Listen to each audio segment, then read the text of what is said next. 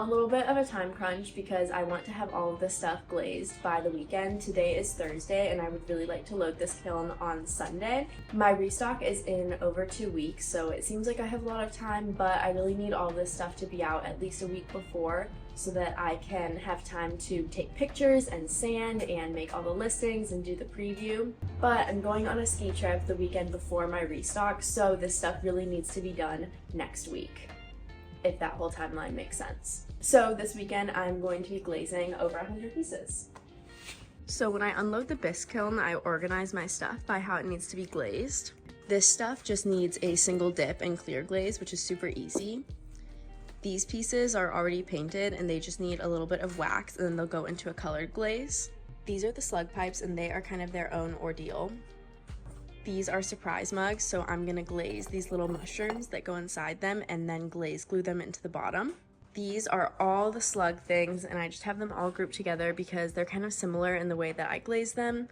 I'll paint the slugs yellow and then put clear glaze on them and then wax them and then put a colored glaze on the body.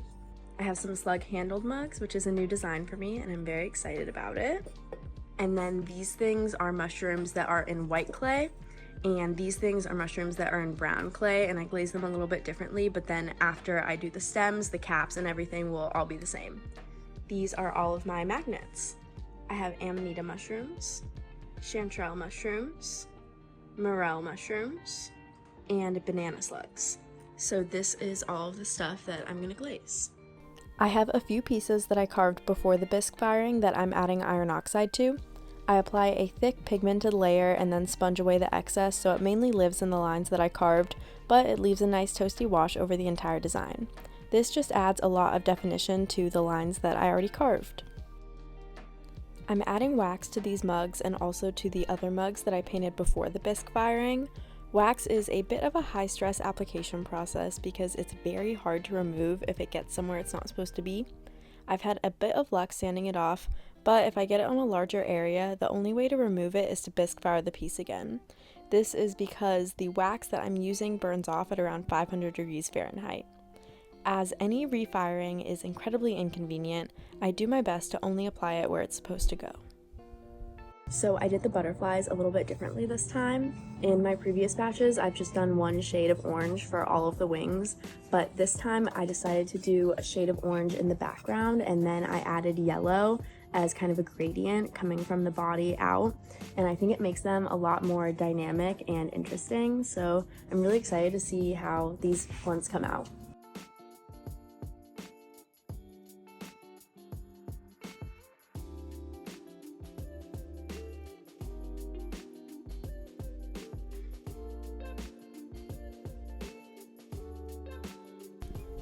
These are what I call my surprise mugs. I make them wider than my other mugs, usually in sort of a teacup shape, and then I put little sculptures in the bottom. Today they're all mushrooms, but in the past I've also done ghosts and banana slugs in the bottom. I try and make these mugs consistently because they're one of my most inexpensive mug designs. Most of my other mugs are $55 or $60, though I have some that are upwards of $75. In comparison to those designs, these mugs are a lot less work, but just as cute in my opinion. So they're nice to have around. I sell them for $50 a pop, which I acknowledge is not necessarily cheap, but hey, they're handmade and I'm a working artist and they are on the low end compared to my other stuff. You'll notice that the mushroom sculptures are separate from the mugs. I do this so that I can easily underglaze and then clear glaze them without having to paint at a weird angle like I would have to if I attached them before the bisque firing. I fully glaze the mugs, underglaze the mushrooms, and then when I clear glaze the mushrooms, I stick them into the mugs. When the glaze melts in the kiln, they fuse together into one piece. I call this glaze gluing, though I've heard people use other terms for it. It only really works if gravity is on your side. And don't worry, they're still very sturdy. If you've ever had to chip glaze off of a kiln shelf, you'll know that glaze is very strong. And to make sure that these babes are food safe, I don't add any texture that could potentially be hard to clean and trap bacteria. Once these pieces are fused, you can't see under the mushroom, but I actually sculpt them so that the underside has a smooth transition from the stem to the cap, rather than a hard corner which would be difficult to clean.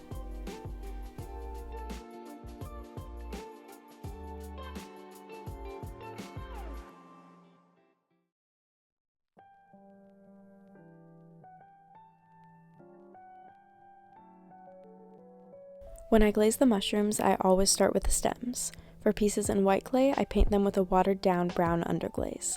Sometimes I mix it myself with yellow, orange, and black, but the last time I was at the ceramic supply store, I saw the perfect brown underglaze, so I bought it and I just added a lot of water. For the mushrooms in brown clay, I paint one layer of white onto the stems, so they're not really a stark white and the brown comes through just a bit. So this red that I use, I have it in an Amico Velvet Underglaze bottle, but this isn't the brand that it is. It's actually a mason stain that I get online, and then I make a slip base. And I do that because I use this color the most, especially when I was making a lot of sgraffito mugs with this background on it. And unlike other underglazes where you have to do 2 or 3 coats to get them to show up, this is a really thick slip. So I only have to do 1 coat on everything to get it to come up with this really vibrant red. It makes my workflow a lot faster because if I was doing these mushroom caps with a regular underglaze, I would have to do 2 or 3 coats on everything, but with this, I only have to do 1 coat and it's so quick.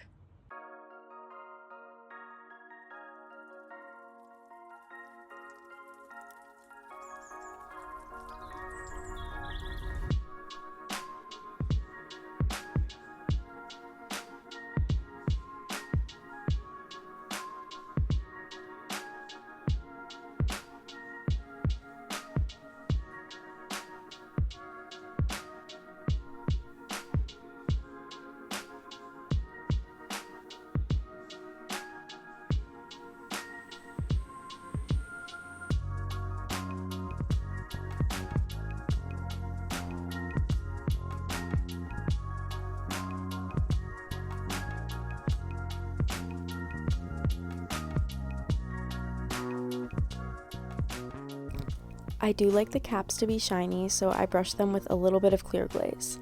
I've never clear glazed the stems when I make the mushroom handled mugs before, but I decided to do it for this batch to make them a little bit more comfortable to use. It kind of softens the texture, and I understand that lots of my customers don't like a raw handle.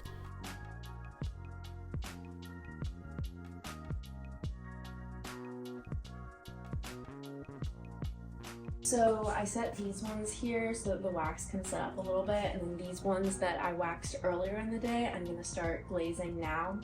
The reason that I let the wax dry is because once it gets to set up for a little while, the glaze sticks to it way less.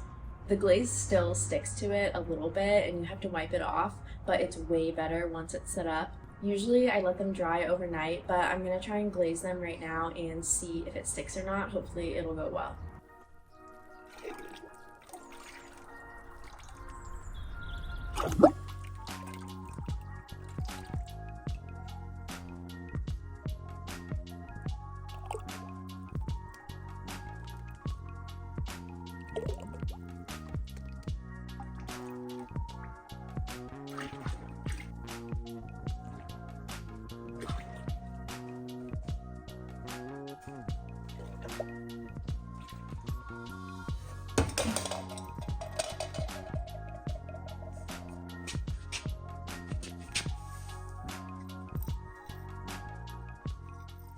Wiping the glaze off of waxed areas can be super annoying, but it's definitely a crucial step. The wax melts away before the glaze does, so if you don't, the wax will melt off and then the glaze will stick to wherever it is, even if there was wax under it. Letting the wax dry for a little bit before wiping it off definitely helps with this process though.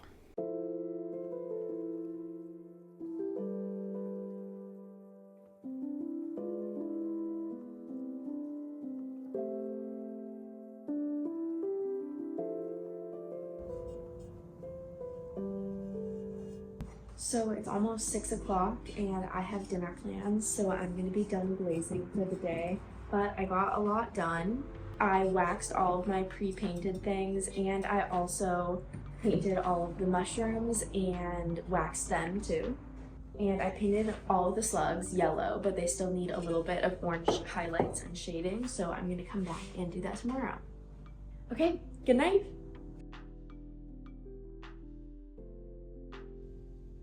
So now it's Friday and I have class today from 1:30 to 2:30, so I decided to take the morning and just do chores and work on some other schoolwork, and then I'm going to go to the studio this evening after class. And I don't have any other obligations today, which means that I can spend a really late night working, which is really perfect for me.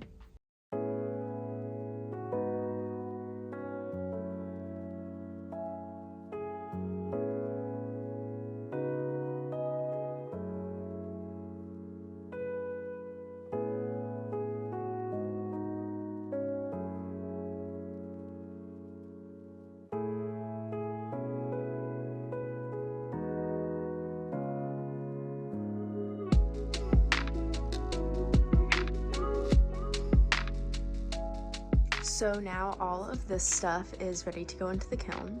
These pieces still need to be shaded a little bit with orange, a brush with clear glaze, wax, and then dipped in glaze. And then all that I'll have left to do is these slug pipes, which take a really, really long time. And I'm gonna glaze all of the magnets.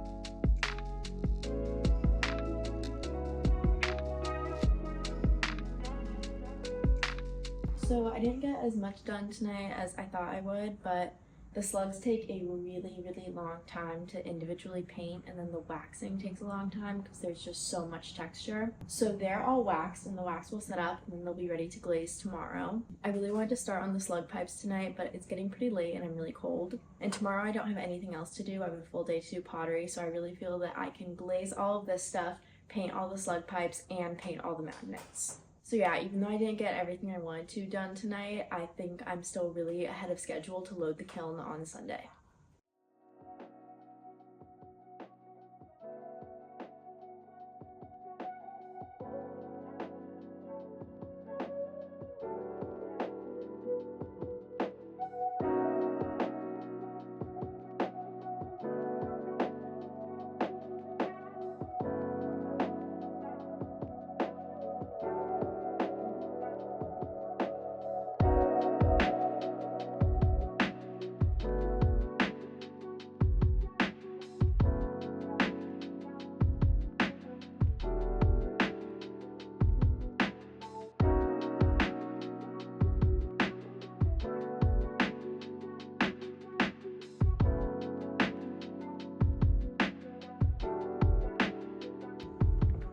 So I usually don't paint the bottom of pieces like this, but because they're pipes and I think that they're gonna get picked up a lot, I paint the bottom so that the piece feels like really complete.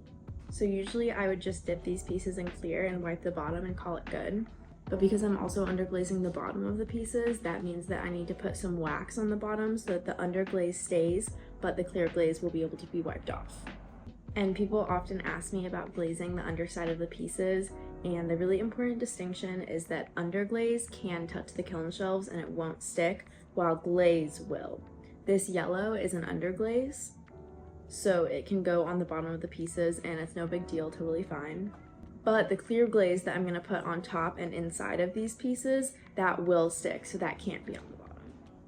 When choosing underglaze, I am pretty much an Amico Velvet loyalist. They're one of the pricier brands out there, but I think that their pigmentation and application is just so great.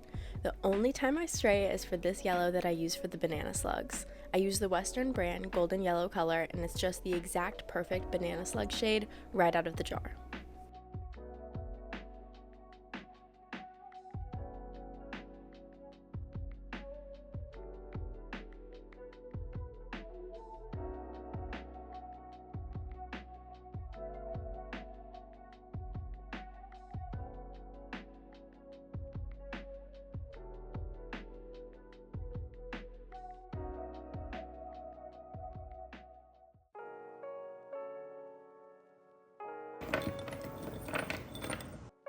Magnets are by far my cheapest product. I sell them for $8 to $10 a piece, and I just make them in really large quantities a couple times a year.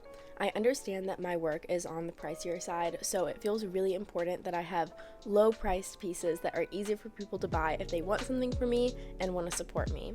And my magnet board looks really cute on my market table.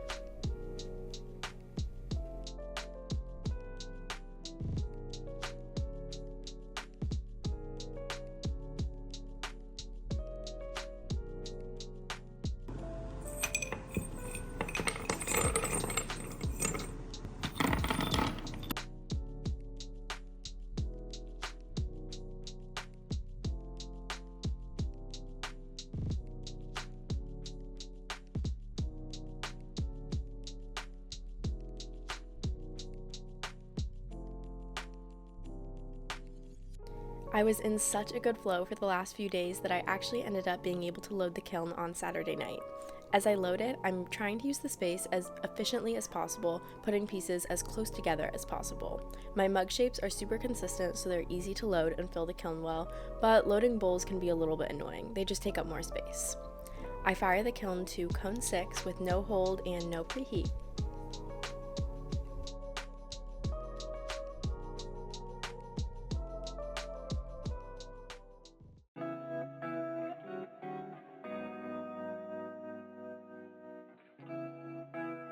Okay, so this is the first of the bowls. I think it came out pretty good. I'm so thankful that this didn't drip. As I was glazing these, I was like, oh, they're so close to the bottom, and I know that this glaze has been super drippy, but it just made it. And the first of the slug-handled mugs. I love them so much.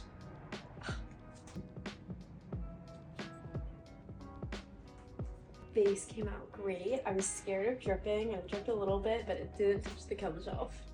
I think this one still looks good, but the highlights definitely did not come through on this clay body, but that's okay. The cat had a lot more detail and white on its body, and that just didn't show up. It showed up over here, but this side got really toasty on the side of the kiln, so I think it just didn't show through. And all the slug-handled mugs. Oh, I'm so excited about them. I think they came out so good. There's a lot of mug designs in this kiln that I just make over and over again, so they're not super exciting to me anymore. The slugs came out good, but I've seen them so many times, they don't have that effect for me anymore. The coloring on the monarchs that I did differently from last time is really subtle, but I think it still came through and looks really good. You can see the yellow in this part right here and how it kind of gets to a darker orange out here.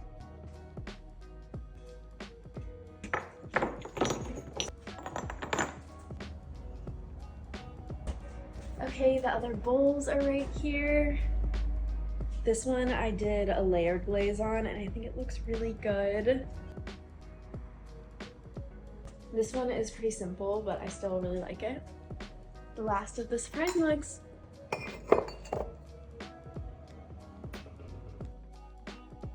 This one is sweet.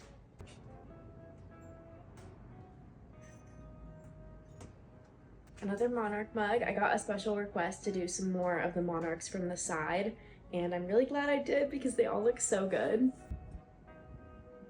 The mushroom handled mugs came out great. I love when they have a really fun variety in the glaze colors and the glaze textures, and I'm really happy with this batch. I feel kind of frustrated with myself because I didn't see that there were glaze strips on this kiln shelf, and now 3 of the pieces have glaze stuck to the bottom. You can see it right there. I think it's gonna be an easy fix with the Dremel, but it's just kind of a hassle and super annoying. And it could have been easily avoided if I just put the mugs around it.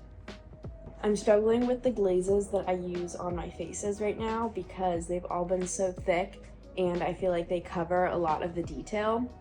So I think that this looks good, but a lot of the texture in the eyes and then the spiral right here is just washed out by how thick the glaze is.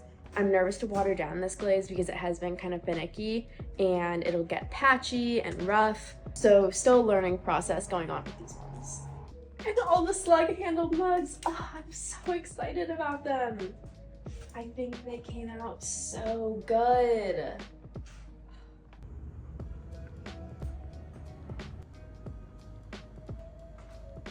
And that is my glazing process. Thank you so much for watching, and if you like the work that you see here, I do sell it on my site. I restock my site about once a month, and then it's only open for 5 days. This way I can pack all of my orders, ship them out in 5 days, and then go back to being a full-time artist rather than a full-time business person. So if you go to my site, which is annacanart.com, and there's no work available, sign up for my newsletter. I never send any spam. I send one email every time I restock, once a month or every 2 months. But other than that, thank you so much for watching. If you have any questions about my process, you can definitely comment them and I will answer them. And that's it. Bye!